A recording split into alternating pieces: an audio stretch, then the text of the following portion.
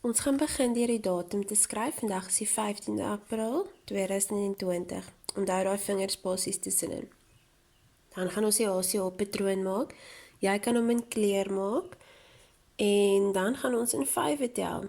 So dis 5, 10, 15, 20, 25, 30, 35, 40, 45.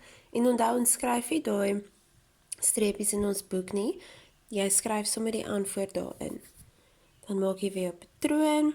Dan gaan ons aftrekking doen. En ons weet nou al baie mooi om aftrekking te doen. So jy teken net jou kolle en vat van agteraf weg. En dan onthou om jou antwoord hier langs die is gelykant te skryf. Dan hier heel onder gaan ons halveer. Dis mos wanneer ons in die helfte deel of wanneer ons uitdeel. So jy gaan 2 blokke hierso teken in jou kolle. En jy gaan 2 op 'n slag doodtrek en hulle in elke blok teken. En so gaan jy al die kolle doodtrek en hulle in die blokke teken om te kyk wat is die helfte. Dan tel jy 1 blok sin om te kyk wat is jou antwoord. En as jy vergeet het, kan jy net teruggaan na een van die video's wat ons aan die begin gestuur het oor die halveer.